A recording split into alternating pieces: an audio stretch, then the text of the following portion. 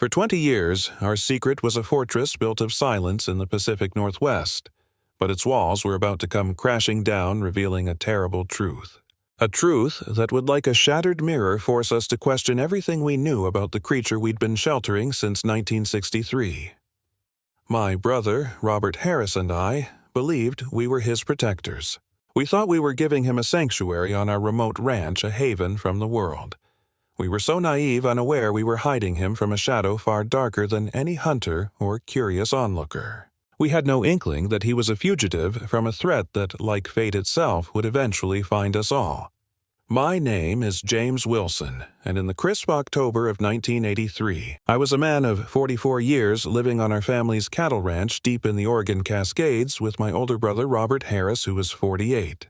Our world was a sprawling 400 acres of mixed forest and pasture, an island bordered on three sides by national forest land tethered to civilization only by a single gravel road that wound 5 miles up from the nearest highway. It was a land of profound isolation, a private kingdom, and the perfect cradle for the secret we had kept since we were young men. And that Tuesday morning began as days of consequence often do, with a deceptive and ordinary calm.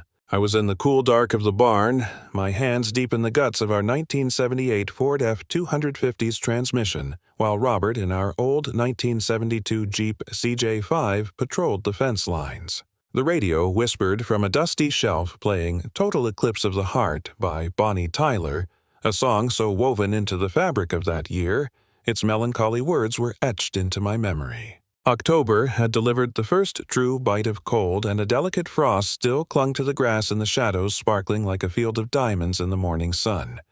I was lost in my work, elbow deep in engine grease, when the sound of Robert's Jeep shattered the morning's peace, speeding up the drive far too quickly. He skidded to a halt, and the storm I saw in his eyes told me our world was about to break. "James, we've got a problem," he said, his voice taut as he climbed out. "There are surveyors down on the eastern boundary, the official kind with government vehicles and equipment."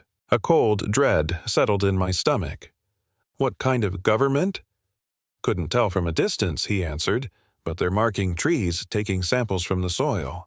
One of them was carrying a rifle." Robert pulled off his work gloves, and his weathered face a map of all our years on that land, creased with a profound worry. "There may be 2 miles from the cave system." The words hung in the air.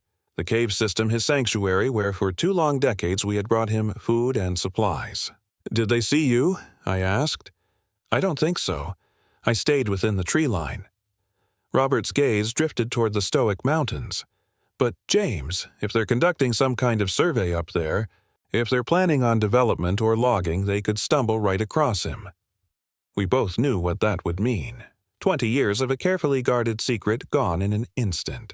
And it wasn't just our secret, but his very safety, his life, everything we had worked so hard to protect. "I need to warn him," I said, already stripping off my greasy work gloves, "tonight after dark." Robert gave a grim, decisive nod. "I'll keep watch on those surveyors tomorrow. Find out what they're really up to." "But James," he said, his voice heavy with a truth I didn't want to face, "maybe it's time to consider other options. We can't protect him if the government gets involved." I had no answer, for none existed. How do you relocate a 7.5-foot tall being who had known no other home but that same dark cave system for at least 20 years?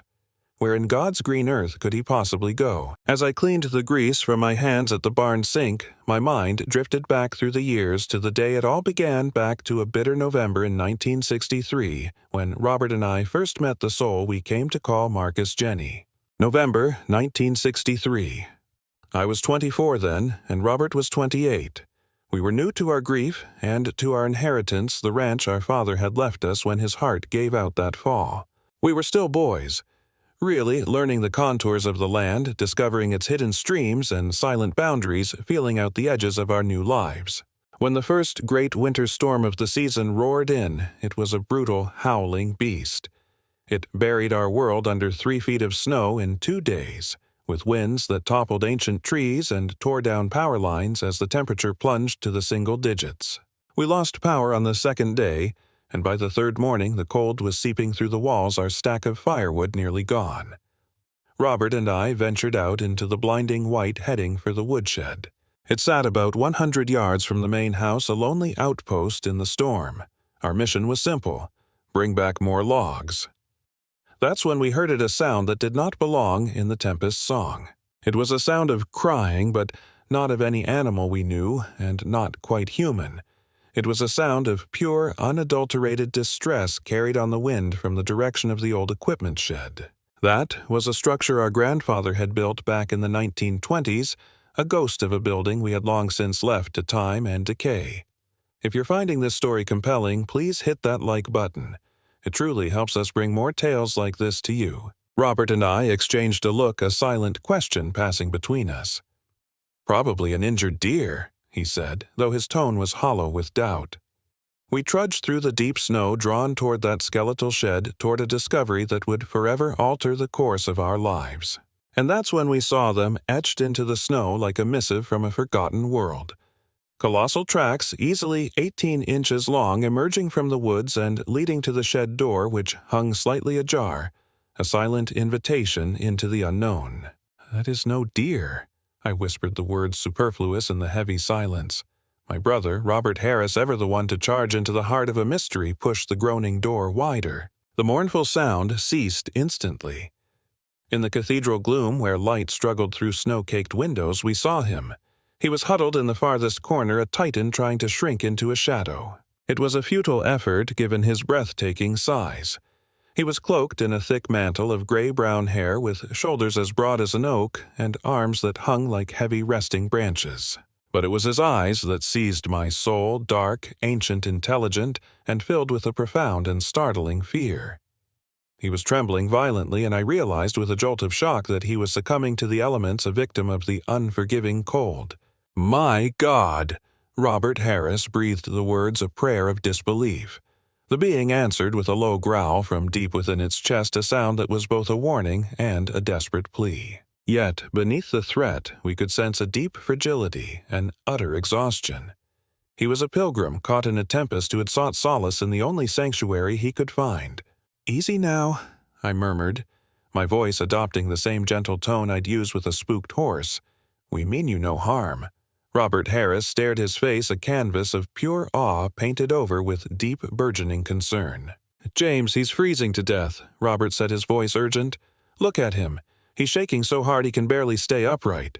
It was a terrible and undeniable truth. Despite his mythic stature and thick coat, he was losing his battle. The storm had been a merciless adversary, and he had been trapped in its icy grasp for far too long. If this story is gripping you, hit that like button. It lets us know you appreciate these incredible encounters. "We have to get him warm," I stated, a plan forming in the chaos. "We'll build a fire in here, get him blankets." Robert's pragmatism cut in. "We can't bring him to the house." Robert Harris continued practically, "Even if we could, he's too large. Imagine if he panics." As if to punctuate his words, the creature made another sound, fainter this time, a whisper of its former power. His heavy eyelids fluttered shut, and I saw his massive form sway. "He's not going to make it if we do nothing," I said, my voice tight with urgency. "Rob, we have to help him." My brother's gaze traveled from the suffering giant to my pleading eyes and back again.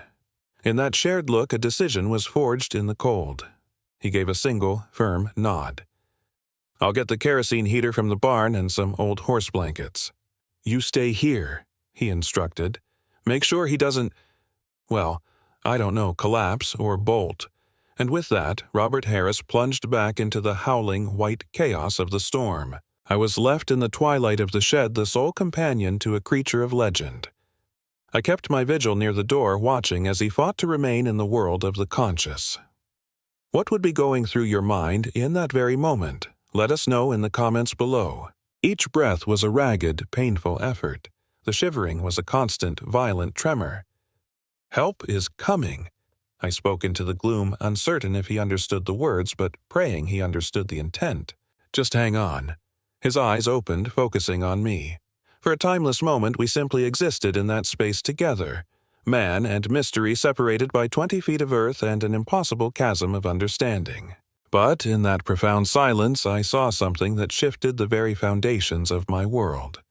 I saw recognition flicker in those deep, ancient eyes, not of me, the man, specifically, but of the help I was offering, of the fact I was not a threat. A soft sound rumbled in his chest, a note of what I can only describe as gratitude, and then he inclined his great head in an unmistakable nod. Robert Harris returned an angel emerging from the blizzard, bearing the gifts of a heater, blankets, a thermos of hot soup, and an armload of firewood. Working as one, we coaxed a flame to life in the old potbelly stove and set the heater humming. The great creature watched our every move with a quiet intensity, yet he made no attempt to flee or defend himself. He seemed to grasp the nature of our mission of mercy.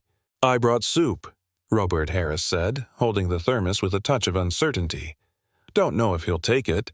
I approached slowly, offering the thermos cup filled with steaming beef broth. His nostrils flared, capturing the rich aroma. His gaze shifted from the cup to my face and back, a silent negotiation taking place.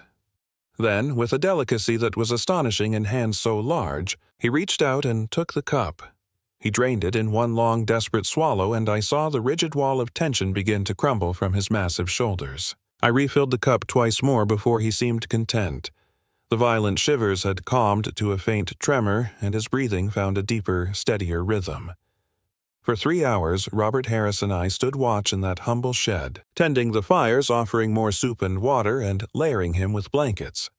By the time the afternoon light began to fade, he had been pulled back from the precipice, though he remained profoundly weak. "We should go," I said quietly to Robert. "Let him rest. We'll come back in the morning." But as we moved toward the door, a new sound from the corner stopped us cold. If you think this story is incredible, be sure to share it with a friend who loves a good mystery. We turned to find him sitting up more fully, his gaze locked on us with startling clarity. He raised a hand to his own vast barreled chest and uttered a sound, a word. "Grace." Robert Harris and I stared at each other, the shock like a physical blow. He hadn't just survived. He had given us a name, a key to a world we never knew existed. "Marcus." I repeated, my hand to my chest as if in solemn vow. Then, pointing to myself, "James Wilson." Then to my brother, "Robert Harris."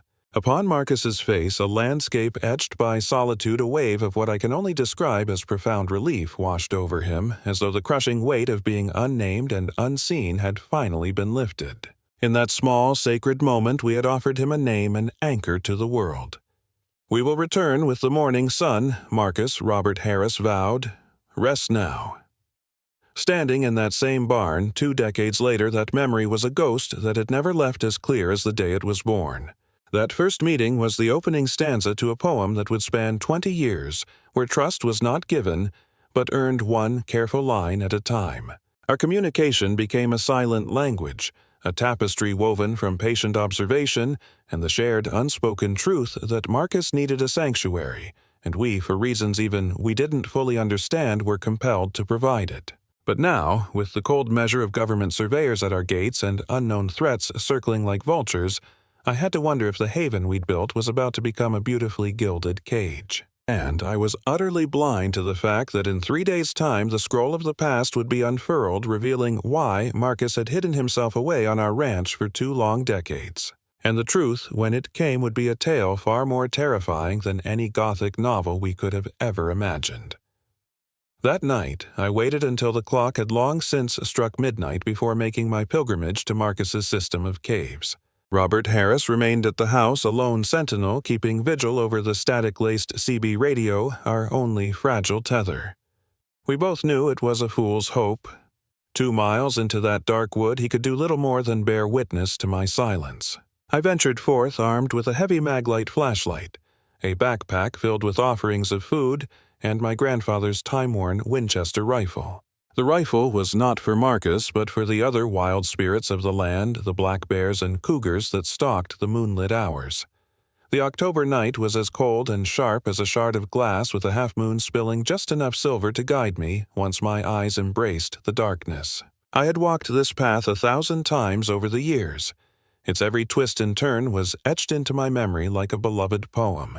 If you appreciate stories of deep connection like this, do me a favor and hit that like button. My journey took me past the skeletal form of a lightning-blasted pine across the babbling creek on a simple log bridge of our own making, and through the dense cathedral of Douglas firs that marked the solemn boundary between our world and the untamed national forest.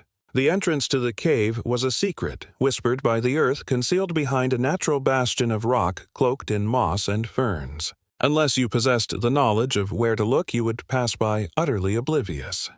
I had found it as a boy, a hunter, chasing game long before Marcus came and gave the ancient place a new and profound purpose. The cave system was a labyrinth extending deep into the mountain's heart with chambers that remained dry and temperate all year round, a perfect primordial shelter crafted by nature's own hand. I pulsed my light 3 times against the veil of darkness at the entrance, our established signal. Within moments, I heard a stirring from the deep recesses within, a sound from the belly of the earth. And then Marcus emerged from the blackness like a figure from an epic poem. Even after 20 years, the sheer sight of him was enough to catch the breath in my throat. He had aged as all mortal things must. More silver now threaded his hair, a crown of winter around his face, and his movements carried a gravity they hadn't before. But at 7 feet and 8 inches tall and weighing what I guessed to be 650 pounds, he was still a presence that humbled the very landscape. "Marcus," I said, softly, the familiar name a comfort in the vast quiet. "We have a problem." He tilted his head, a gesture I had learned to read as a sign of deep attention, of concern. Across 2 decades we had forged a unique language between us, a communication that flowed with surprising grace. Marcus understood a great deal of English, though his own voice could not form the words. In turn, he had taught us the nuances of his own vocalizations and gestures. I pulled out the small notebook I carried and, with a few quick strokes, sketched a crude story stick figures for men, boxes for their vehicles, and a mark for the place Robert Harris had seen them. Marcus watched my hands with an unnerving intensity, and I saw his entire form shift. His shoulders grew taut, and his hands, large enough to crush stone, curled into fists. But it was not fear that I saw flicker in his ancient eyes. It was something else entirely, something far more chilling. It was the haunted look of recognition, the cold shadow of a long-held dread. "Marcus, do you know of this?" I asked, my voice barely a whisper. "Do you know why they are here?" A low, urgent sound rumbled from his chest, and he gestured emphatically for me to follow him deeper into the sacred darkness of the cave. This was unheard of. In 20 years, Marcus had never invited us beyond the first chamber. The deeper caves were his private domain, his sanctum sanctorum. I followed him through a tight passage that opened into a grand chamber I had never known existed. My flashlight beam danced across the walls, and I froze, the air turning to ice in my lungs. The walls were a library of stone covered with markings, not random scratches, but deliberate, intricate symbols and drawings. Some were ancient, carved deep and worn smooth by the relentless passage of time. Others were newer, etched by Marcus himself, a chronicle of his long vigil. They showed figures, countless figures. What do you think these drawings mean? Share your theories in the comments, and don't forget to share this story with a friend who loves a good mystery. Some were chiseled in the noble image of his own kind, great hairy titans of the wood. Others were the smaller, frailer shapes of men. But what made my heart hammer like a funeral drum were the other figures. Twisted facsimiles of his people specters that looked wrong, bent on malice. Their postures coiled with aggression, clutching what could only be implements of ruin. And in several of these murals, this tapestry of sorrow, these shadow kin, were depicted in scenes of fire and flight, hunting down figures just like Marcus Jenny. "Good heavens, Marcus," I whispered. "What story are you telling me? What is this chronicle of pain?" He stabbed a finger toward the aggressors and unleashed a torrent of sounds I had never before witnessed. They were harsh, guttural sounds, a language of pure terror born from a history of flight. Then he pointed to himself and to the mouth of the cave, a silent verse of a poem we'd written years ago, a gesture that meant sanctuary, that meant safety. "You've been seeking asylum from them," I said, the words catching in my throat. "Not from mankind, but from a shadow of your own kind. That's why you came here in 1963, to find a final refuge." Marcus Jenny gave a deep, emphatic nod. Then, to my utter astonishment, he directed my gaze to the newest etchings on the stone. It was a chilling tableau, crude yet unmistakable illustrations of modern men with their strange equipment and vehicles, and standing beside them in an unholy alliance were those same malevolent figures. "Oh, hold on," I stammered, my mind reeling to connect these nightmarish dots. "Are you saying those surveyors? They forged a pact with these creatures with the very ones you fled." Another nod, this one freighted with an even greater urgency. Marcus Jenny then moved a great and somber shadow to another part of the wall where he'd inscribed a cartography of sorrow. I could trace the familiar lines of our own region, the mountains like sleeping giants, the rivers like silver veins. But now it was a battlefield I never knew existed, scarred with cryptic marks. Symbols that seemed to denote territories or last stands. Most were violently crossed-out tombstones for fallen sanctuaries. Only a handful remained untouched, and my blood froze as I realized that one of them was placed precisely over the land our ranch occupied. "They're hunting you," I said, the words feeling like sacrilege. "This is an ancient vendetta, and they've been searching for an age." Marcus Jenny touched the wall, his massive hand a caress for ghosts tracing the lines of the ancient carvings. And then he let out a sound, a lament, a keening note that echoed with the sorrow of ages. He gestured to a faded portrait of a family, a clan, etched in the oldest part of the stone, then drew a slow, terrible line across his own throat. The meaning was as clear as a blade. His kin. I understood then. These beings, this shadow kin, they were the architects of his solitude. They had taken his family decades past, and he was an exile, the last survivor of a forgotten war. I stood in that hallowed chamber, the weight of 20 years of blissful ignorance pressing down on me. We had believed we were shielding Marcus Jenny from the petty curiosity of man, from hunters and gawkers. We had no idea we'd been swatting at flies while a dragon lurked in the shadows. We'd been guarding him from the wrong monster. "How many of them are there?" I asked, my voice a bare whisper. "How many of these others?" Marcus Jenny held up his hands, flashing his fingers again and again.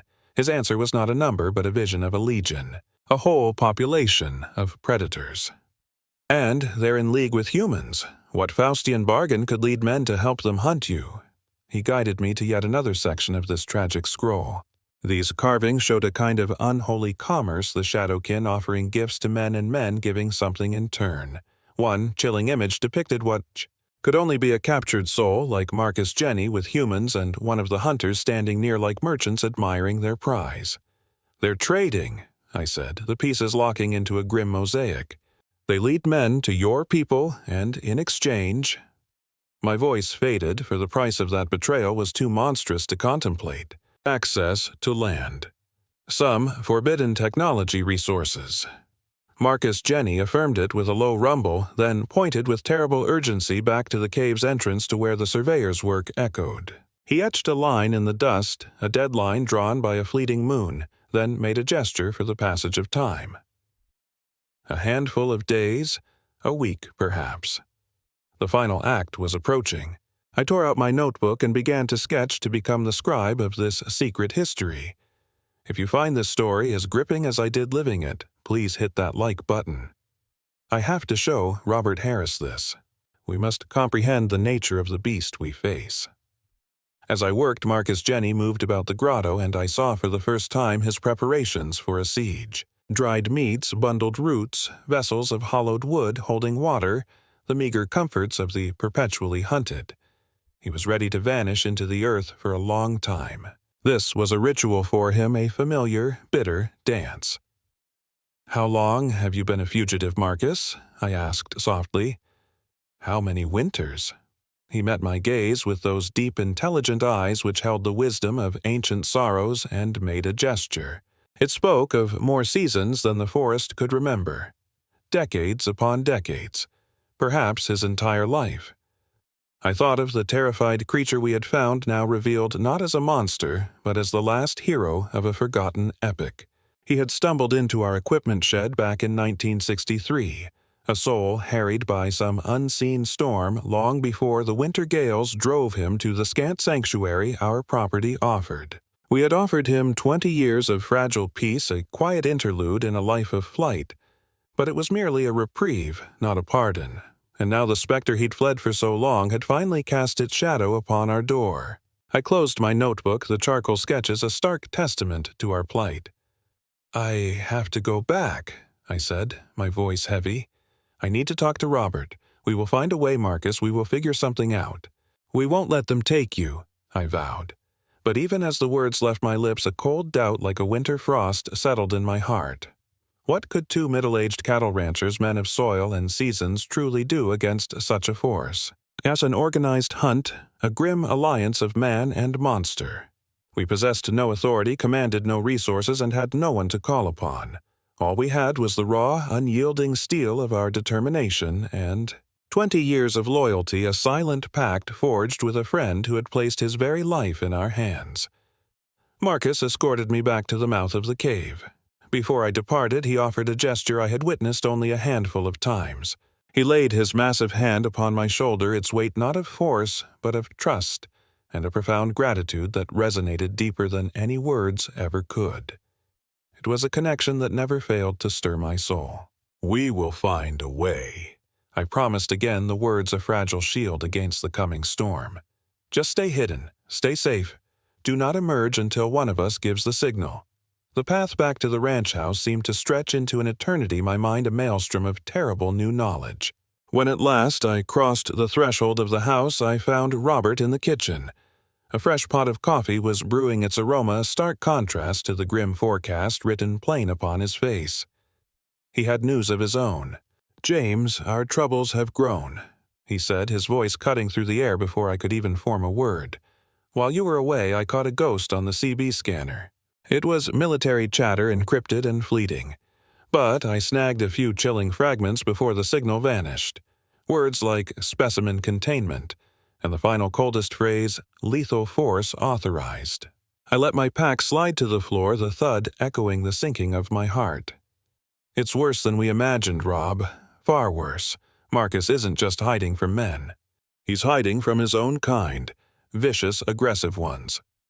The words hung in the air, and they forged an unholy alliance with the government to hunt down their own brethren, creatures like Marcus. The color drained from Robert's face, leaving it a mask of disbelief. Good Lord, James, what have we stumbled into?" His question was a prayer and a curse. In response, I opened my notebook and laid bare the history I had transcribed, the sketches of Marcus's ancient cave drawings. "This is a war," I explained, "one that began long before our time, and its final battle is set to unfold right here on our land." As if on cue, the October wind rose to a howl outside, rattling the window panes like a restless spirit. And I knew with a certainty that chilled me to the bone that somewhere out in that vast darkness, moving silently through the ancient forest, the hunters were drawing near. Our time was measured now, perhaps in days, possibly only in hours, before 20 years of sanctuary would be shattered forever. Robert and I spent the long watches of the night poring over my sketches, desperate to forge a plan from ink and fear.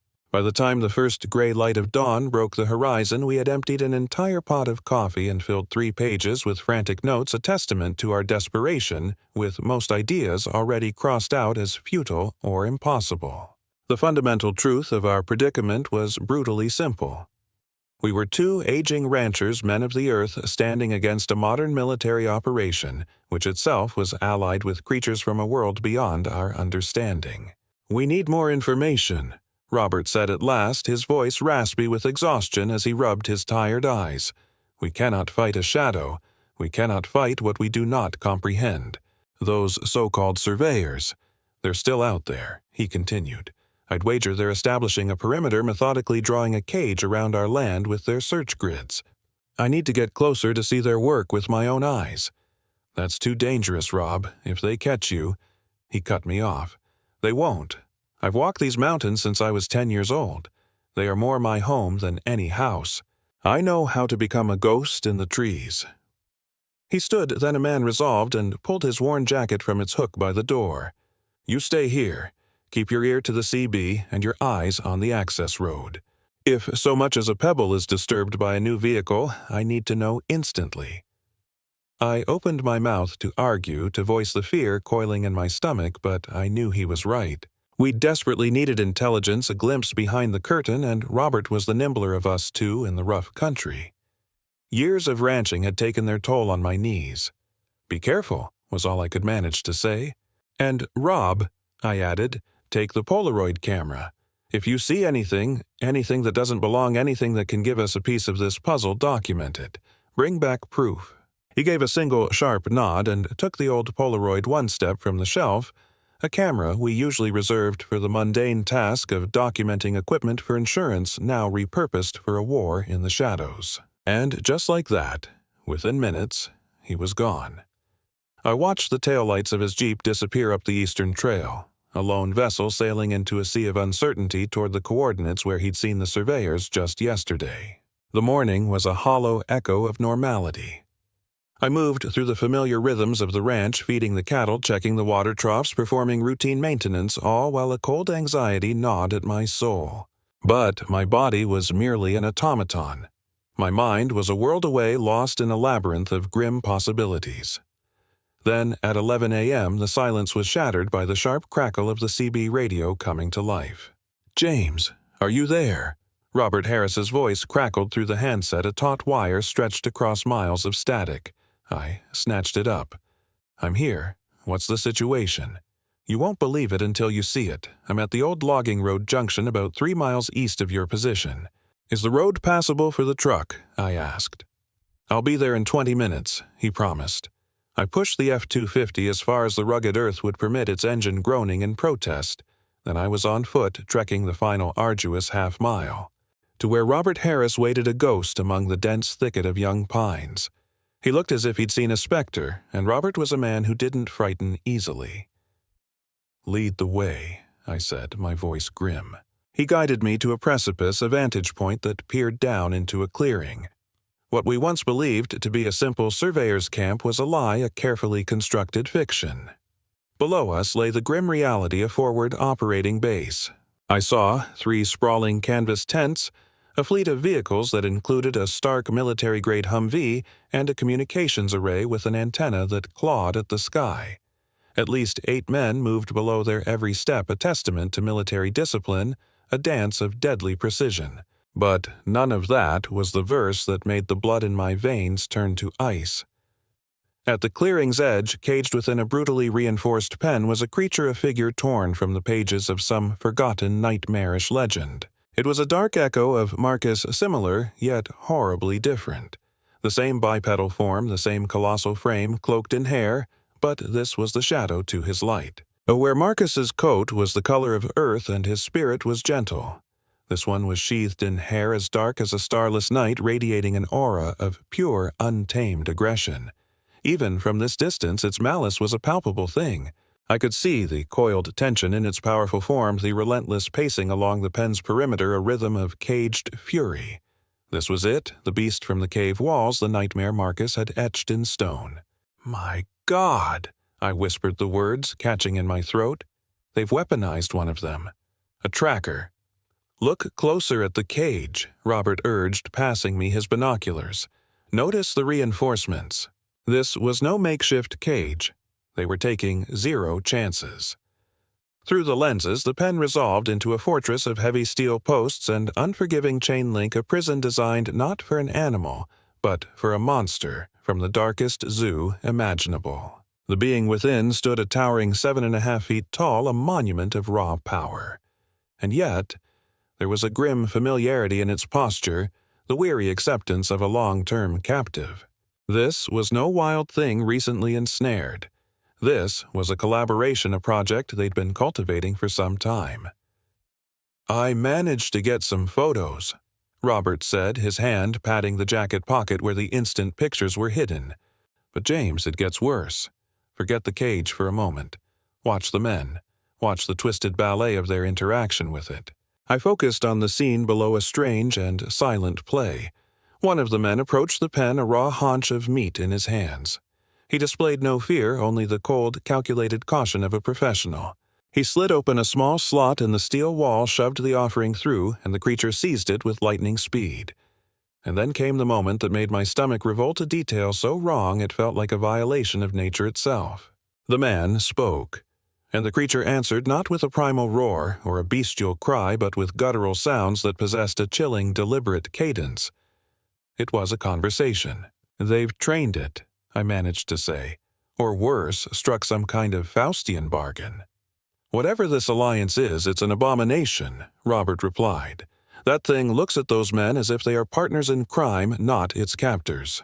And before you arrived, I saw them present it with something, scraps of fabric, maybe samples of hair.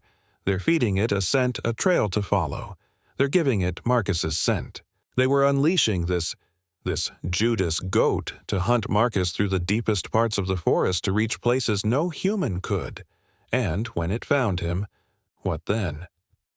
The question hung in the air like a hangman's noose. If you're feeling the tension, hit that like button to show your support.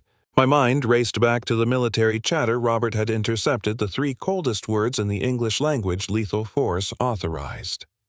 "We have to go. Now," I said, a new urgency seizing me. "If the hunt has begun, we have to move Marcus. We need to get him off this land to Sanctuary." "Sanctuary where James," he countered. "If they have one of his own kind as a bloodhound. Nay, then there is no corner of these mountains that can be called safe." He was right, a terrible, simple truth. But to do nothing was to surrender.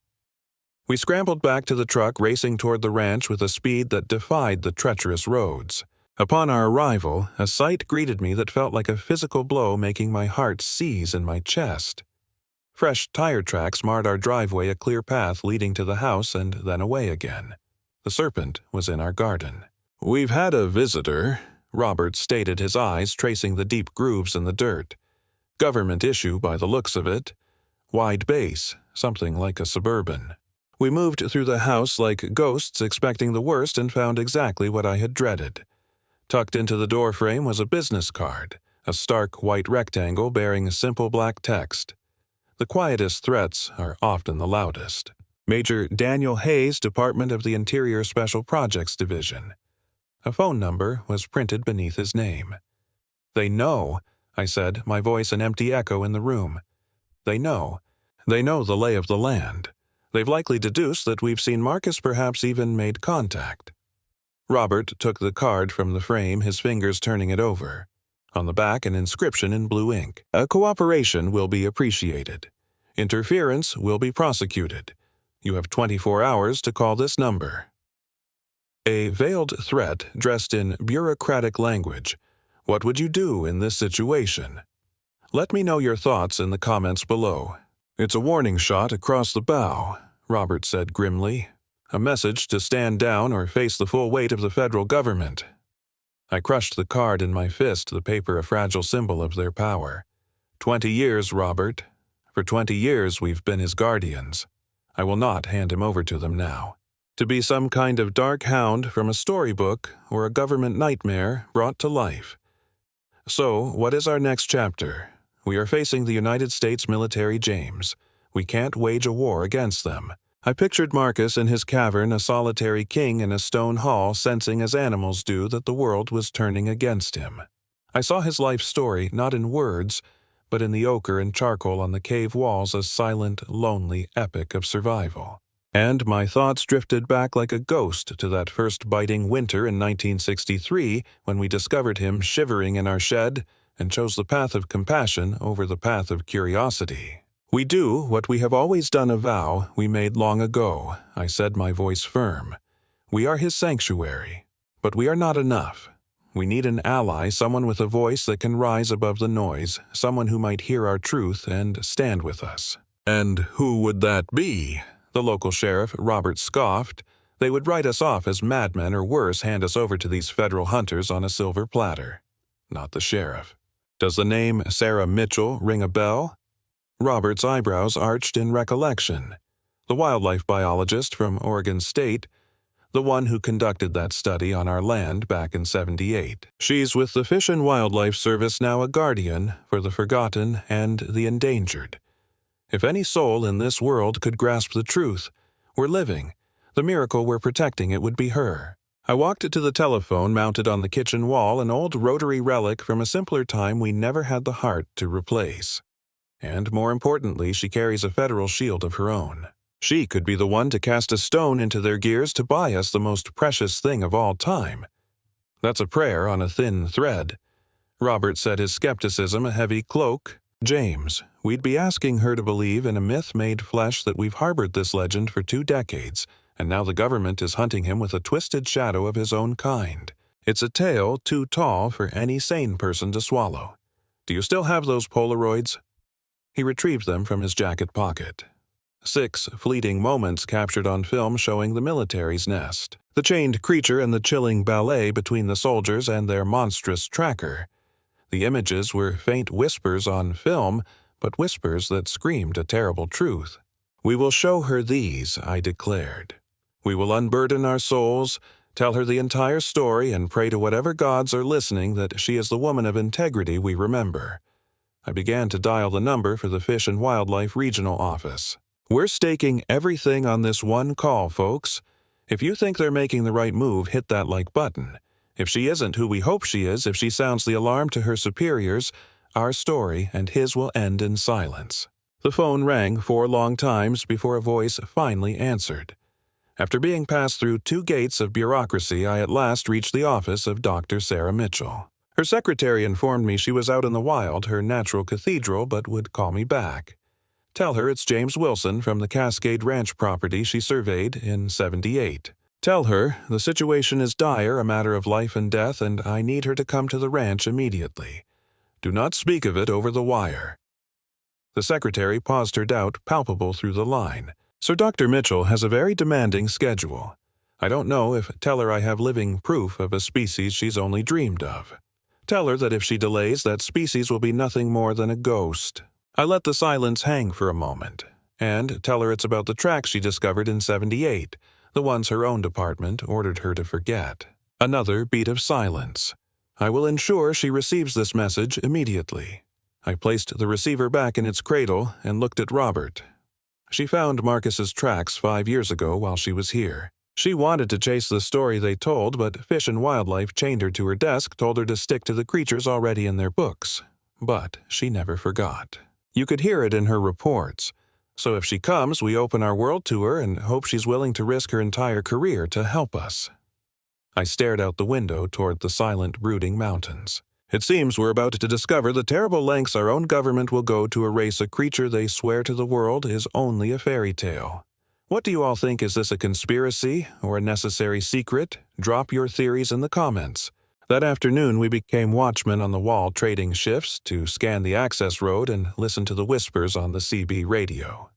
At 4 in the afternoon, Robert intercepted more of the military's coded chatter-digital ghosts flitting across the airwaves.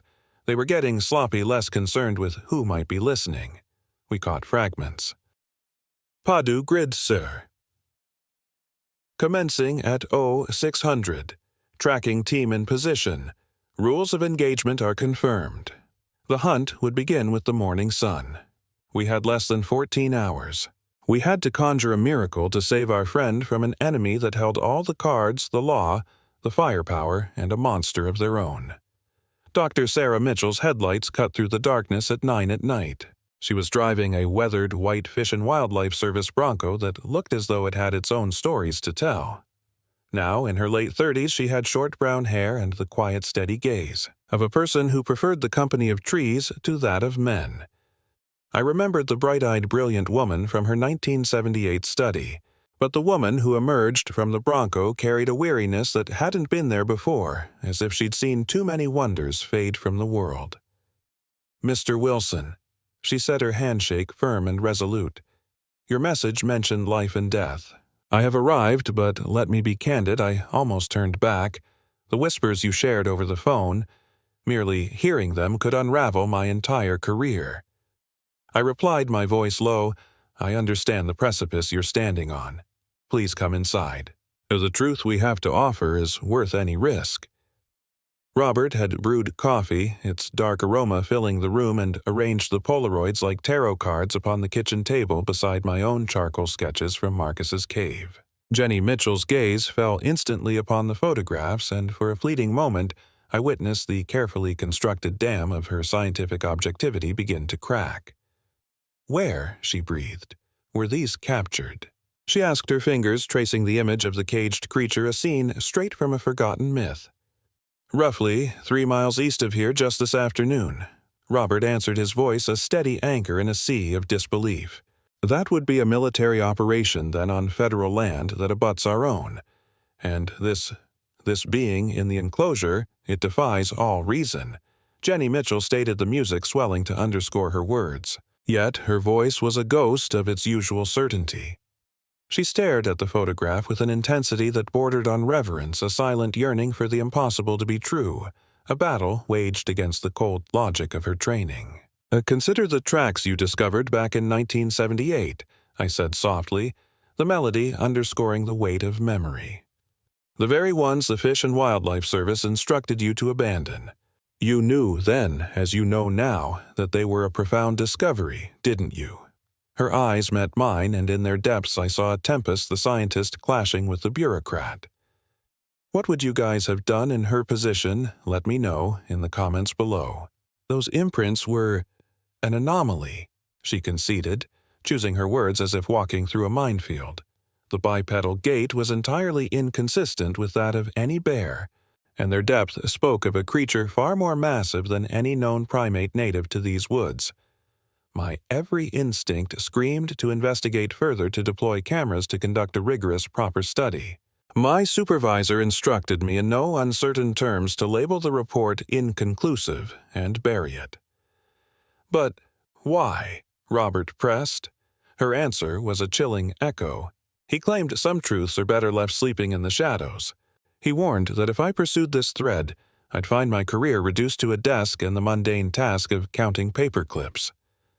With a sigh, she placed the photograph back on the table as if it burned her fingers. At the time, I dismissed it as rank bureaucracy, a man protecting his department from the potential ridicule of a wild goose chase. "But now," she trailed off, "now, the ghost of a question haunts you." I finished for her. "You're wondering if your department has been a silent guardian of this secret all along, actively weaving a tapestry of denial to hide the truth." Jenny Mitchell offered no reply, but the stark revelation on her face was a confession in itself. She drifted toward my sketches, the crude art from Marcus's cave, her expression a haunting mixture of scholarly fascination and primal dread. "These glyphs," she murmured, her finger hovering over the warlike figures. "Are you proposing 2 separate clans, a duality like Cain and Abel, one of peace and one of aggression?" "It's a story older than that," I explained, "a generational conflict, the hunters and the hunted, and the hunters they forged an unholy alliance. A partnership with certain factions within our own government." I pointed to the Polaroid of the imprisoned creature. "They've turned that poor soul into a Judas goat, a living compass to hunt its own kind. With the first light of dawn tomorrow, they begin to draw their net across this land." "A net for what?" Jenny Mitchell asked, but her eyes told me she already feared the answer. "They are hunting him. Robert said, his voice grave, and beckoned her to follow. "It's time you see the truth with your own eyes. If you're on the edge of your seat, make sure to hit that like button and subscribe, because you won't believe what happens next." It was a gamble, shattering a vow of silence we had kept for 2 decades, inviting a stranger into our most sacred trust. But we had played our last card. Jenny Mitchell had to bear witness to the truth to comprehend the soul of what was at stake. The journey was a mere 15 minutes over punishing, rutted earth.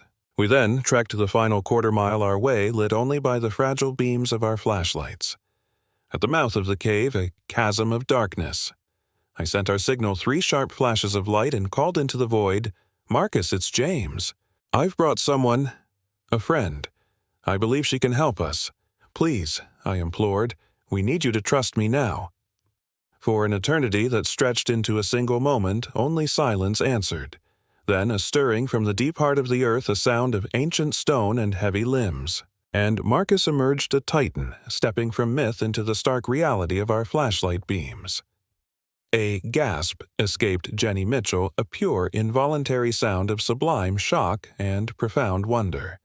I watched her face become a canvas for a war of emotions, disbelief, then fear, and finally a reverence that bordered on awe as she beheld Marcus's magnificent form. He stood framed in the cave's maw, his umber coat turned to silver in our light, his ancient dark eyes appraising this new human with a scholar's caution. "My God," Jenny breathed the words of prayer. "He's real. You are real." Marcus inclined his great head at the sound of her voice, then his gaze shifted to me, posing a silent, familiar question I had long learned to interpret. Asterisk. Is she a friend? Can this one be trusted? Asterisk. "This is Dr. Mitchell," I said to Marcus, my tone even and calm the quiet language we had forged between our two worlds. "She is with the Fish and Wildlife Service. She has the power to offer you sanctuary, a shield of law, but first she must understand the full tapestry of this conflict." Then I turned to the awestruck scientist. "His name is Marcus. Share this video if you believe some truths are worth fighting for. We've kept him sheltered here, a secret whispered to the pines since 1963. He is a being of profound intelligence and peace, a gentle soul running from the specter of his own kind for most of his life. Those men with their guns and their orders, they are not just hunting a creature, they are hunting him. We desperately need your help to stop them." But Sarah Mitchell was simply staring at Marcus, her gaze holding the intensity of an astronomer who has just discovered a new constellation, a new truth in the heavens. She was encountering a living being that tore up the textbook of biology and rewrote it from scratch. May I approach?" she breathed. "Ask him, not me," I replied. She swallowed a visible effort to compose herself and addressed Marcus directly, her voice a fragile bridge across an impossible gulf. "Sir," she said, the honorific feeling profoundly right, "I mean you no harm. I am a biologist. My life's purpose is to study and protect endangered species. May I come closer?" Marcus studied her. Then his ancient eyes weighing her words, her spirit for a long, silent moment. Then he made a gesture we had established long ago, a language born of trust, a slight beckoning motion with one hand. Permission granted. Sarah moved forward, her steps measured and slow, a pilgrim approaching a sacred site.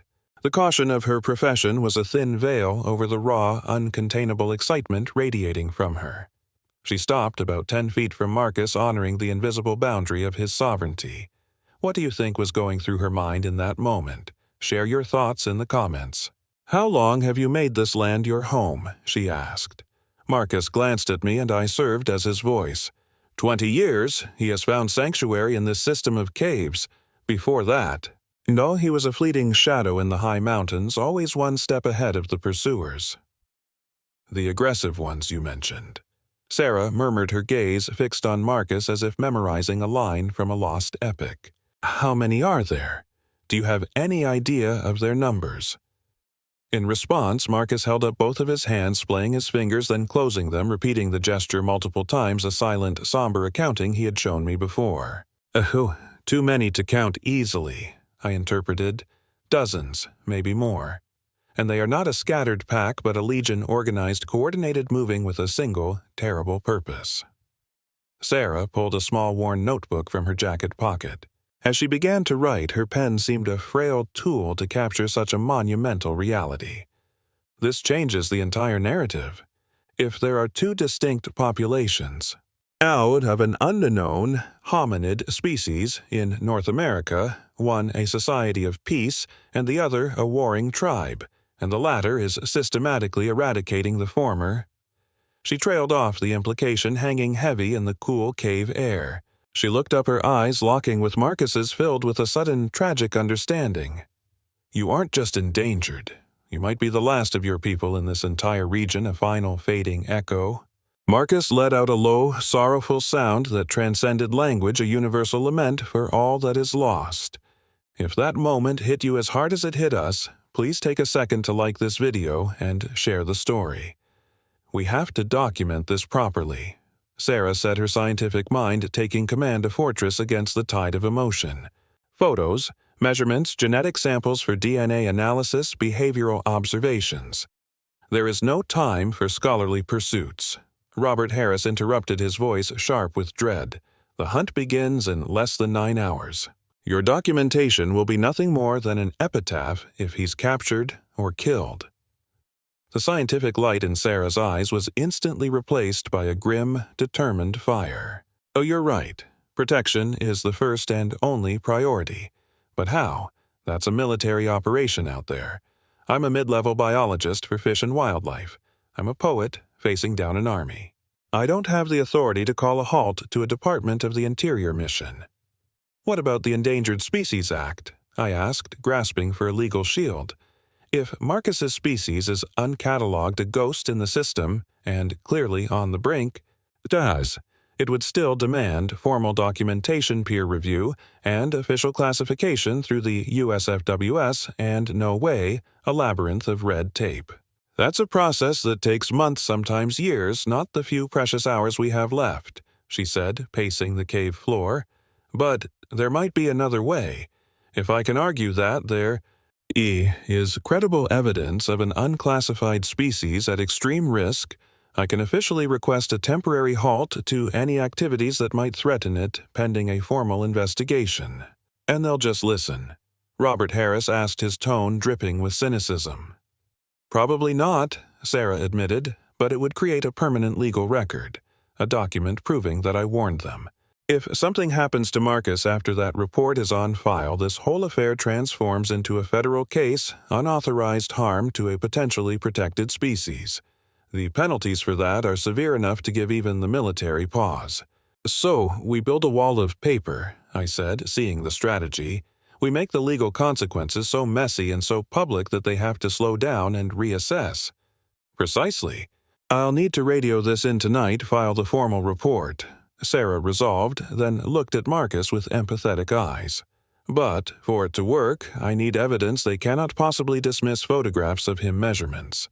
Tangible proof that this is not some elaborate hoax." Marcus made a questioning sound, his gaze shifting between our faces. He couldn't understand the specific words, but he could read the urgent poetry of our tones, the desperate rhythm of our conversation. "Marcus," I said gently, "Dr. Sarah Mitchell needs to take photographs of you and perhaps a few samples of your hair. It is meant to be a shield for you. It is to prove to the men in charge that you are real, that you exist, and that you deserve the protection of our laws. Will you allow it?"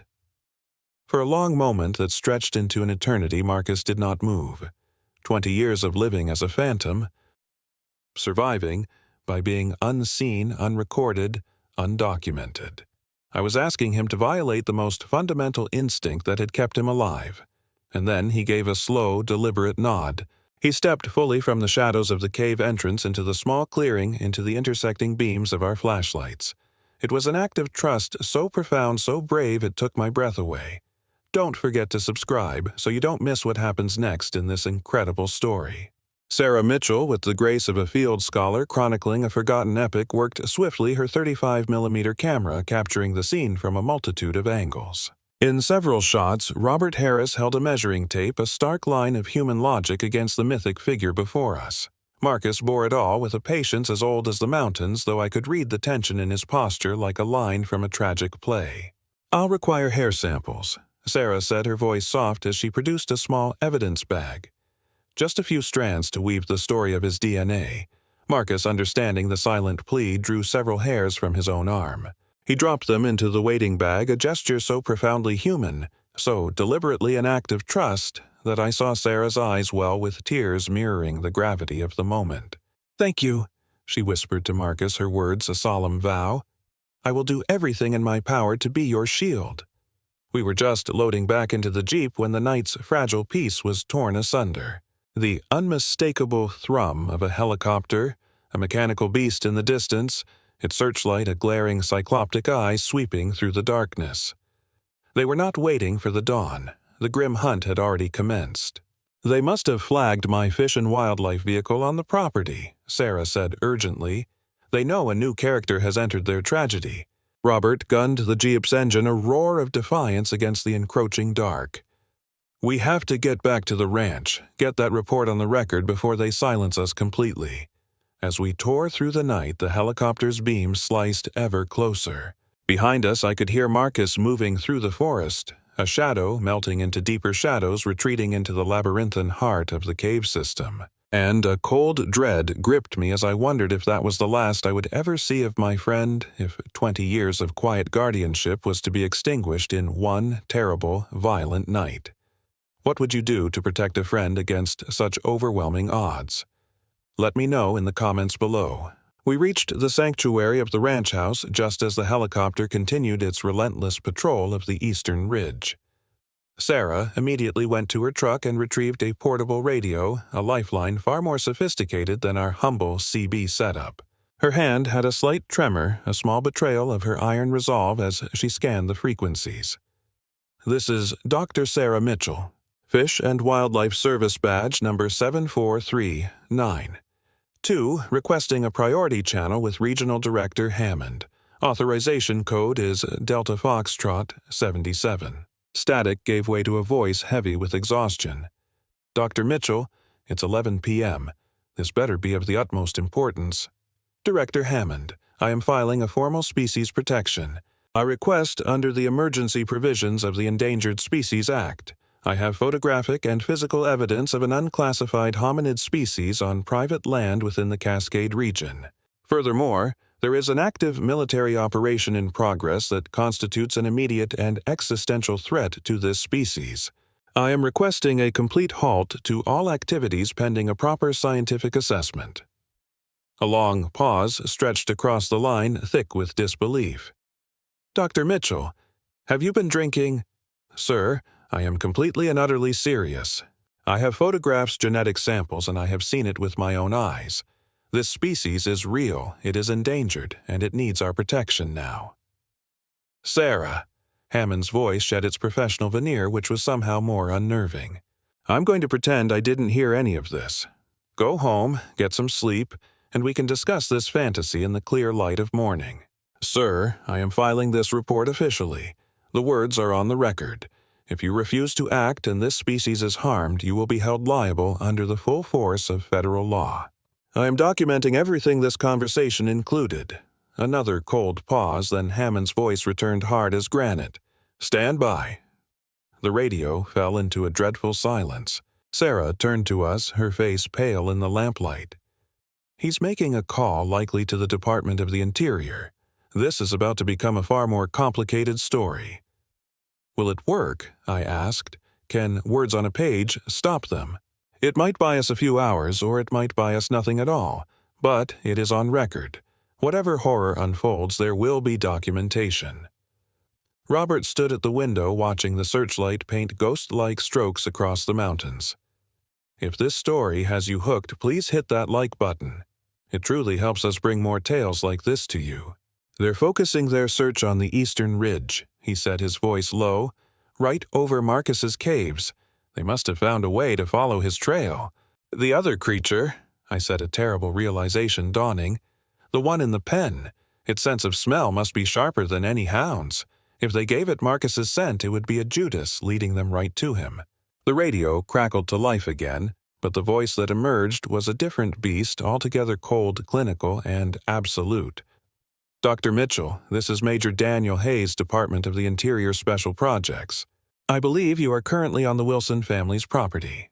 The muscles in Sarah's jaw clenched. That's correct, Major. I am in the process of conducting a field assessment. What you are conducting? He interrupted, his voice like chipping ice, is interference. I am ordering you to cease all activities and return to your vehicle immediately. This is a matter of national security. With respect, Major, the Endangered Species Act supersedes matters of national security when it comes to the preservation of life.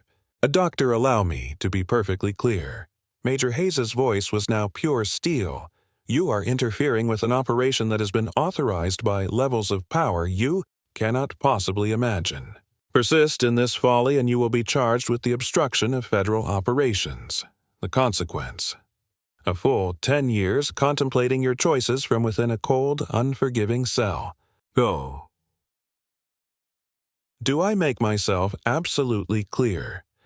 Jenny's gaze fell upon me and Robert Harris, and in her eyes I saw a battle as old as time itself. Career against conscience, the safe harbor against the moral high ground. She drew a breath, a silent gathering of strength. Major Hayes, I have filed a formal protection request with my regional director. This elevates the matter beyond the theater of military operations and into the realm of legal precedent. If your operation brings harm to an unclassified species now under formal review, you will be in direct violation of federal law. My career may be a casualty of this day, but rest assured, yours will be buried right alongside it. The silence that descended was a heavy shroud, profound and absolute.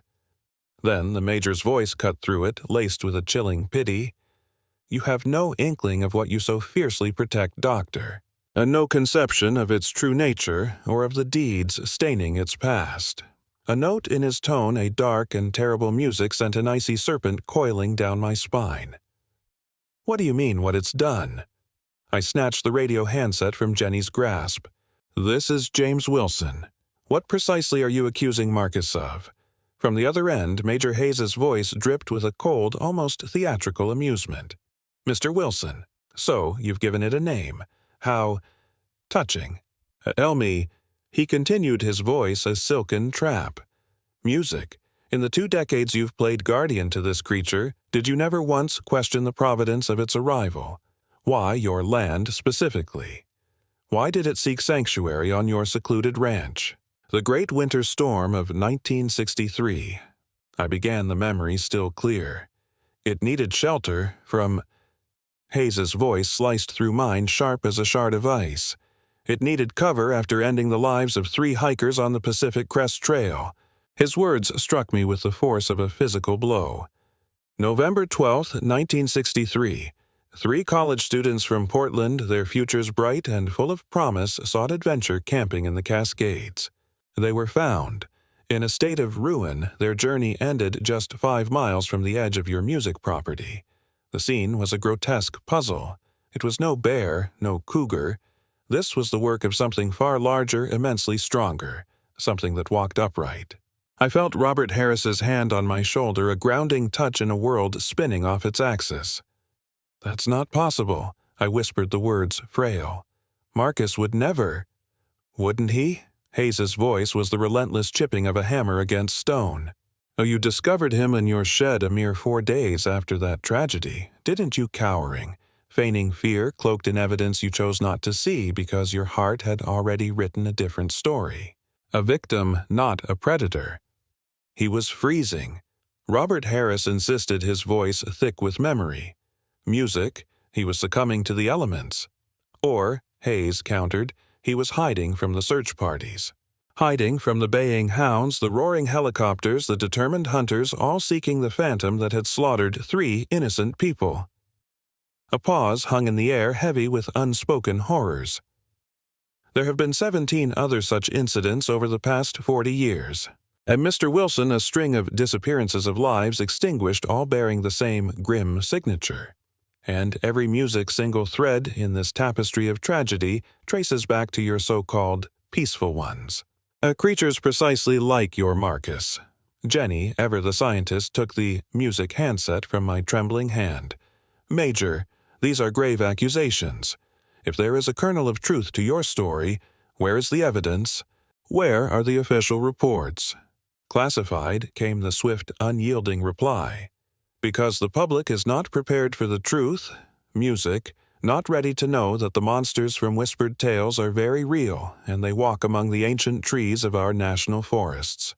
That aggressive population you've documented, you've misread the entire play, Doctor. Music.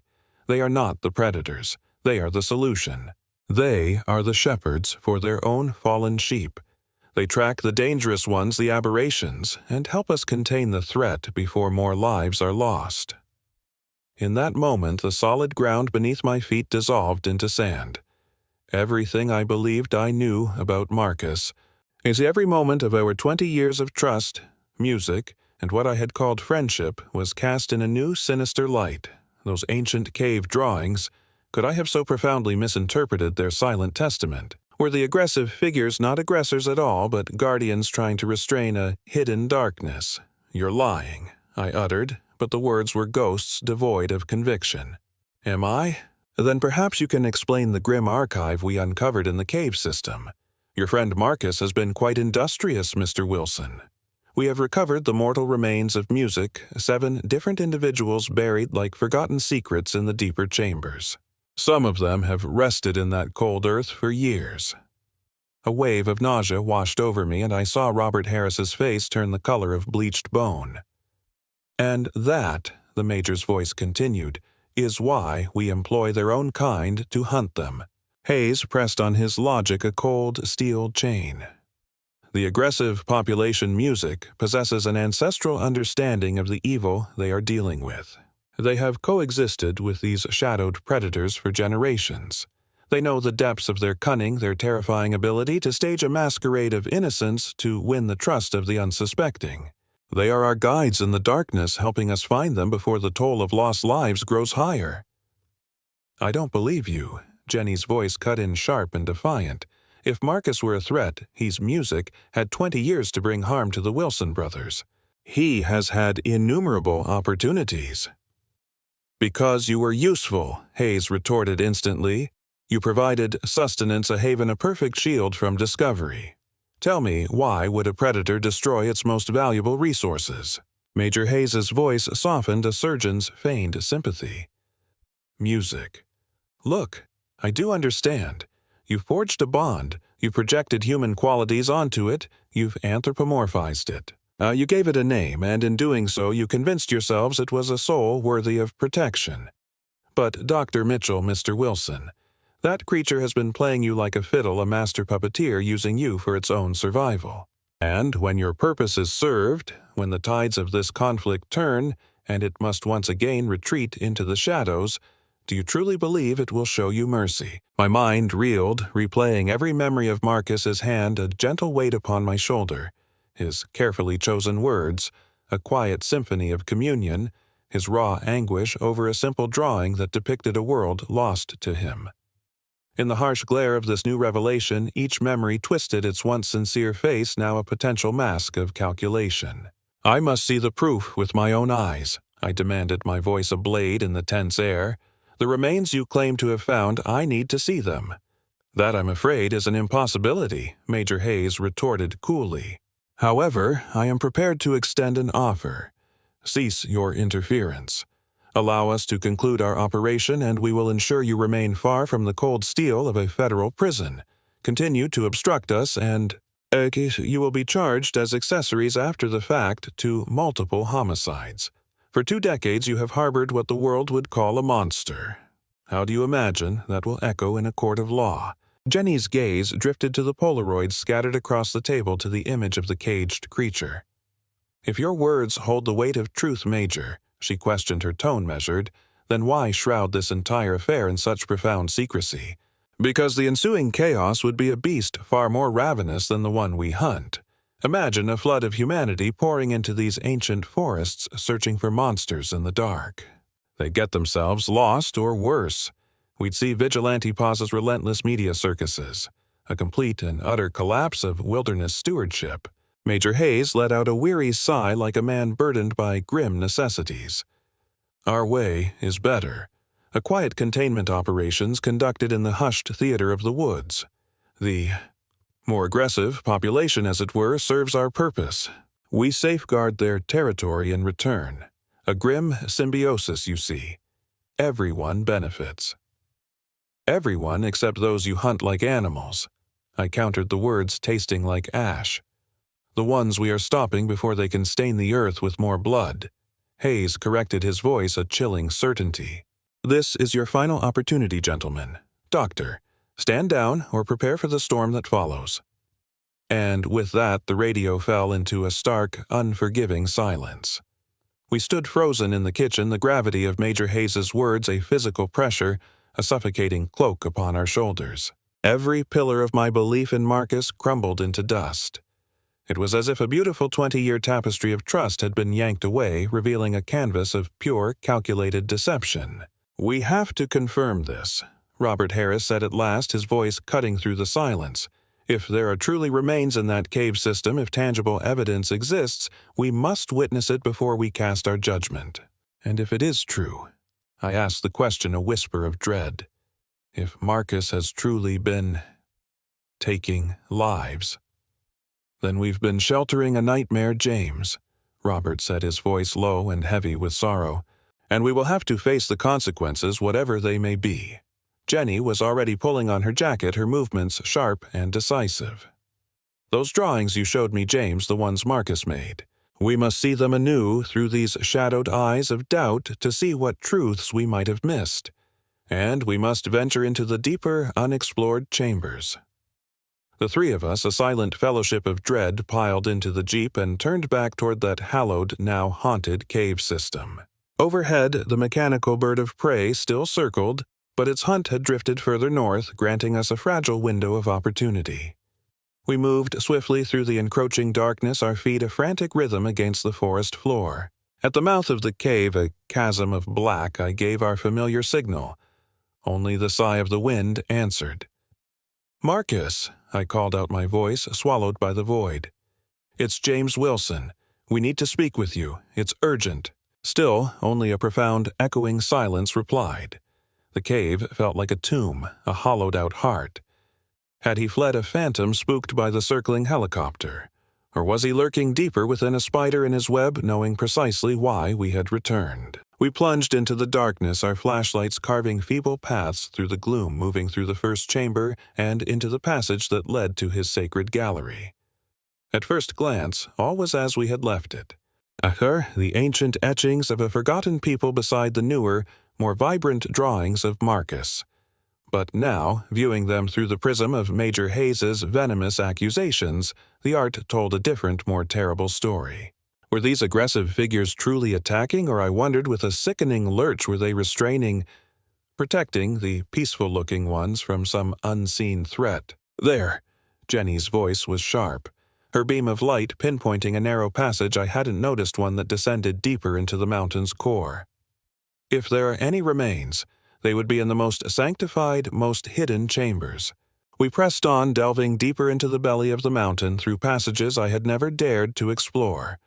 The air grew cold and damp, clinging to us like a shroud, and then we emerged into a vast chamber, and the sight within made my heart plummet into an abyss. There were remains. Not the 7 gruesome bodies Major Hayes had described, but undeniable proof of lost lives nonetheless. Backpacks, weathered hiking gear, personal effects laid out in the gloom. A University of Portland jacket, a relic from the 1960s. A canteen with PCT 1978 painstakingly scratched into its side. It was a timeline of tragedy. Newer belongings were mingled with the old, creating a somber mosaic of time. "Oh, dear God," Robert Harris breathed beside me. But something was profoundly wrong with the scene. These items were arranged with a delicate, almost reverential care. They weren't hidden or buried in shame. They were displayed. And among them, other objects told a different story. Small, hand-carved wooden figure stones laid out in intricate, sorrowful patterns, what could only be described as memorial markers. Jenny, her forensic instincts taking over, was examining the articles with a trained eye, careful not to disturb their sacred placement. "These aren't the trophies of a killer," she said slowly, her voice filled with a dawning wonder. This is a shrine. It's as if someone was honoring the memory of these people." I moved closer, and in the dim light I understood her meaning completely. The items were not scattered, not torn by violence. They were whole, preserved, and laid to rest. What do you think is going on? Drop your theories in the comments section below, and don't forget to share this video with a friend who loves a good mystery. They were kept like sacred relics, shielded from the ravages of time and weather. Beside each collection rested a carved effigy, crude yet unmistakably human, a silent testament. Names, like whispers from the past, were etched into the cold stone of the cave wall beside them. Phonetic attempts a struggle to preserve an identity Jenny marked Sarah. "He wasn't their end," I said, a truth breaking upon me like a wave. He was their witness. He had found them. Souls lost to the unforgiving wilderness, to accidents, to falls from on high, to the biting cold. He found what remained and brought their last worldly possessions to this solemn place. He was building a monument to memory, a vigil against oblivion. "Or he's an artist of deception," Robert Harris countered, though his voice lacked the steel of conviction. Jenny was already bearing witness, her 35mm camera capturing everything. She was documenting this gallery of grief. "This isn't the lair of a predator," she whispered. "This is a place of mourning. This is an elegy." Grief. A rasp of stone behind us spun us around. Marcus stood silhouetted in the chamber's entrance, his colossal form eclipsing the only path to the outside world. Caught in the dance of our flashlight beams, his expression was a mask of shadows impossible to read. For a heartbeat that stretched into an eternity, all was still. Then Marcus did something that defied all expectation. He moved not toward us, but to one of the memorials, the oldest one adorned with the faded University of Portland jacket. He touched the fabric with a tenderness that defied his form, and from his throat came a series of guttural sounds, a threnody of pure sorrow. Then, through a silent pantomime of tragedy, he showed us everything: a great fall, the encroaching bitter cold, and the moment of discovery. He was narrating their final chapter. He found them in the heart of that brutal winter storm. Jenny breathed the year 1963. They were gone before he got there. Lost to the elements. He didn't take their lives. He found them when he couldn't save them. Marcus nodded with a profound, heavy emphasis, then moved to the other displays, the silent litany repeating with each story he told. Found, already silent, brought here to be remembered. For 20 years he had been the sole curator of this quiet museum, the keeper of memories for those the forest claimed, honoring them in the only language he possessed. Major Daniel Hayes lied, I said the words tasting like ash, or he saw only what his prejudice allowed him to see, Robert added. He looked for a monster, and so a monster was all he could find instead of a guardian. Or he lied with purpose, Jenny finished grimly. To justify the hunts, to keep his terrible machine running. If the aggressive faction isn't a shield for humanity, but a sword against their own kind if the threat was never real. Then the entire operation is a fortress built on a foundation of lies, Robert Harris concluded. They've been driving the peaceful ones toward the void, all based on a calculated falsehood. The weight of it was crushing a truth too vast to comprehend. How many lives had been extinguished? How many families torn asunder by this sanctioned deceit? And it was all endorsed by the very institutions meant to protect, carried out by those who postured as saviors while being the very architects of the suffering. Far above, a new sound intruded upon our sanctuary, the thrumming of helicopters, more than one now. The hunt was closing in. "We have to get this evidence out," Jenny urged. "These photographs, this record. If I can get this to my director, to the press, they'll smother it in red tape," I countered, "or simply make it disappear.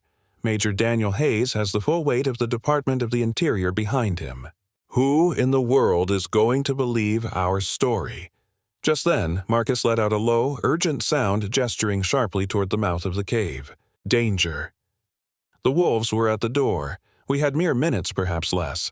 Major Hayes's people would discover this sanctum soon, and when they did, we'd be caught in the web of every accusation he'd spun.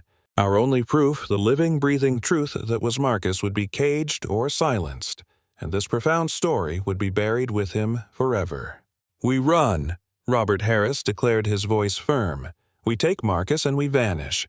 Get off this land and flee into the deepest part of the wilderness. We become ghosts." "For how long?" I asked, the question hanging heavy. "They won't stop. Their reach is endless." "Then we turn their world upside down," Jenny shot back. "We sound the alarm. We call every news outlet, every station we can think of. We have to get the story into the light before they can extinguish it. Once the world knows, they can't erase it." "They'll call us crackpots," Robert Harris said, his tone bleak. "They'll tear us apart. 3 fugitives spinning tales of government conspiracies and gentle giants will sound like a fever dream." All the while, Marcus watched our frantic human debate. He understood the heart of our dilemma, if not the words. And then, with a quiet dignity that shattered my soul, he moved back to one of the silent memorials. He picked up a small, hand-carved figure, a human and a larger being standing side by side in fellowship, and pressed it into my hand. Then he reached out and touched my shoulder one final time. It was the same gesture of silent understanding we had shared for 20 years. With that, he turned and walked toward a dark passage leading deeper into the mountain, into unknown chambers we had never dared to explore. He was erasing himself from the narrative to save us becoming a myth so that we might survive.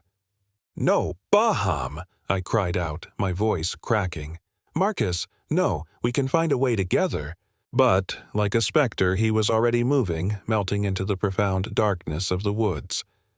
I knew in my soul that to follow would be to chase a phantom to be led into a labyrinth of trees until my own spirit faltered. After 2 decades of a trust forged in silence, he was shielding us in the sole manner he understood by becoming a ghost, a whisper in the pines, by fading back into the myth from whence he came.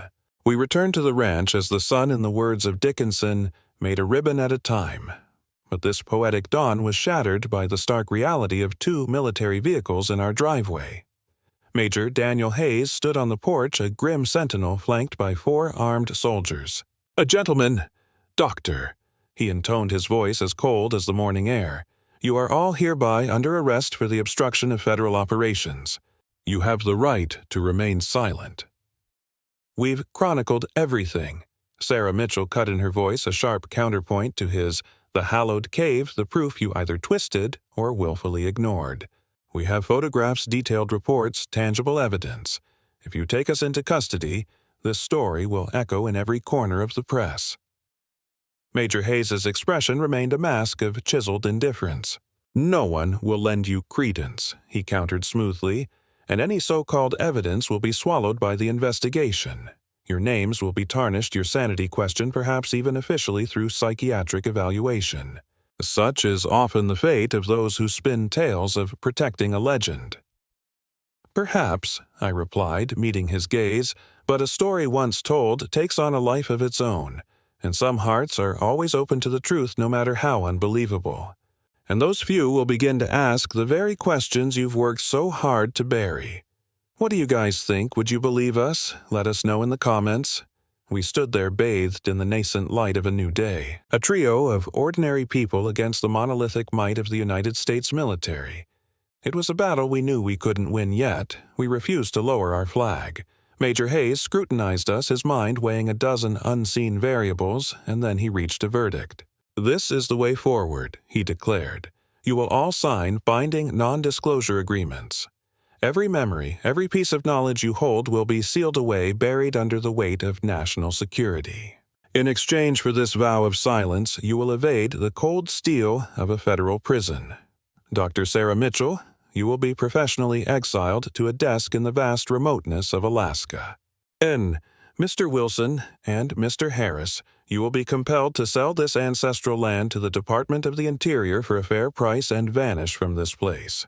The being you call Marcus will be left in peace, and our operation will withdraw from this territory. You're presenting us with terms." Robert Harris observed, his tone laced with suspicion. "What is your motive?" "Because," the Major answered, "protracted federal trials are a spotlight we do not desire. And because the narrative of 3 Davids against a Goliath of a government is far more compelling than one of 3 people who quietly accepted their fate and faded away." Major Hayes's gaze was like granite. "And there is another reason. That creature saved your lives. We located the remains in that chamber, and your assessment was correct. They succumbed to the elements, to misfortune. Your friend was performing a rite of remembrance, an act of honor. This does not align with our operational profile of the subject. It forces us to reconsider, to return to the drawing board. And reassessment requires time." "And Marcus," I pressed. "He will be left undisturbed for now." "For now," he conceded. "But be warned, if another incident occurs, another loss of life that can be traced back to him, this fragile truce is null and void. And Mr. Wilson, you will no longer be his guardian. Remember that." It wasn't the victory we had dreamed of, but a bitter pill of pragmatism, the only peace we could secure. We signed our lives away on the dotted line. Within a month, the ranch, our sanctuary, was gone. Robert Harris moved to Seattle, losing himself in the simple, honest work of building things with his hands. Sarah Mitchell accepted her northern exile, where she continued her sacred work in the shadows, a quiet keeper of truths for species the world refused to see. As for me, I sought refuge in a small cabin in Montana, putting as much distance as I could from the Cascades, while still clinging to the solace of the mountains. And yet on those nights when the sky was a canvas of stars, I would stand on my porch and cast my gaze west a silent vigil toward Oregon. I'd wonder if Marcus was still out there, a solitary soul hiding, surviving, and tending to his silent, somber memorial for the lost. Our paths never crossed again, but 2 decades of trust leaves an indelible mark upon the soul, a truth I carried like a secret fire. If this story moved, you please hit that like button and share it with someone who appreciates a good mystery. The truth is that monsters do walk among us, but they are seldom the creatures of myth. Sometimes the real monsters wear uniforms and carry the weight of authority, and sometimes the figure lurking in the deepest shadows of the forest possesses more humanity than us all.